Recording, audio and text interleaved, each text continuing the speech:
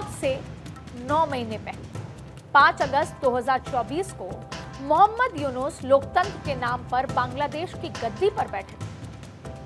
लेकिन जिस गद्दी पर यूनुस बैठे उसका इतिहास यही बताता है कि ये कुर्सी कभी किसी की सगी नहीं हुई।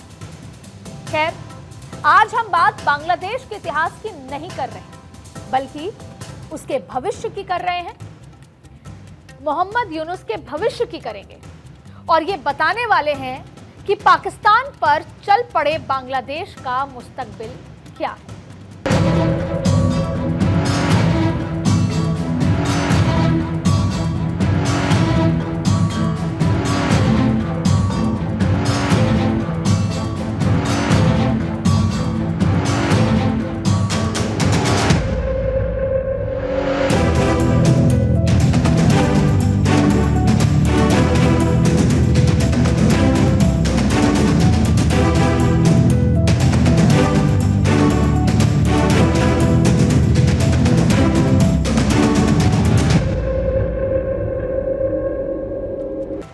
महान कलाकार चार्ली चैपलिन ने एक बार कहा था कि तानाशाह आजाद रहते हैं लेकिन जनता गुलाम बन जाती है, और जब किसी तानाशाह का अंत होता है तो शक्ति और सम्मान खुद ब खुद जनता के पास लौट आता है। बांग्लादेश की लोकतांत्रिक सरकार का तख्ता पलट करने के बाद सलाहकार का किरदार निभा रहे मोहम्मद यूनुस का बांग्लादेश फिर एक बार उथल पुथल की स्थिति में। हालात इस तरफ साफ नजर आ रहे हैं, ये इशारा कर रहे हैं कि यूनुस को कुर्सी छोड़ने के लिए मजबूर किया जा रहा है।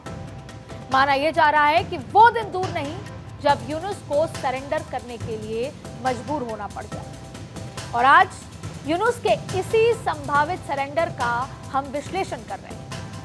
लेकिन इस विश्लेषण को समझने के लिए आपको सबसे पहले यूनुस की कुछ जो बातें कही गई हैं उनके द्वारा उसको समझने की जरूरत है। देखिए, 25 मई को एक सर्वदलीय की बैठक होती है जिसमें मोहम्मद यूनुस ये कहते हैं कि हम संकट का सामना कर रहे हैं, हमें देश के बाहर और देश के अंदर से खतरा है, ऐसा लग रहा है कि हम युद्ध जैसी स्थिति का सामना कर रहे हैं। अब आप यूनुस की इन बातों में एक शब्द पर गौर करना चाहिए आपको। यह शब्द है युद्ध।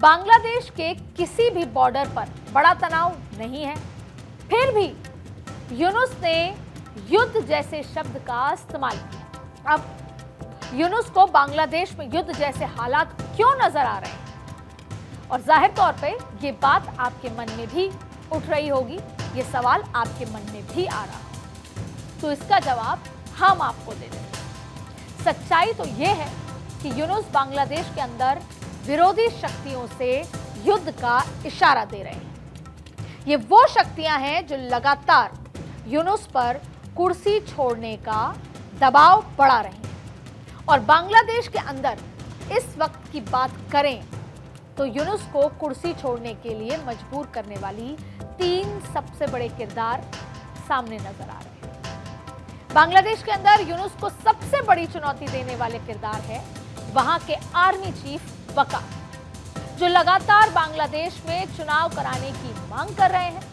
और आज वही यूनुस के लिए सबसे बड़ी चुनौती बन गए हैं।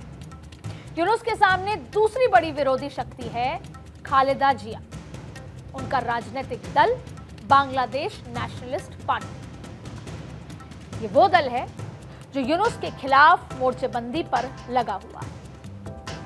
बांग्लादेश में लोकतंत्र की दुहाई देकर खालिदा जिया की पार्टी यूनुस के खिलाफ मोर्चेबंदी कर रही है।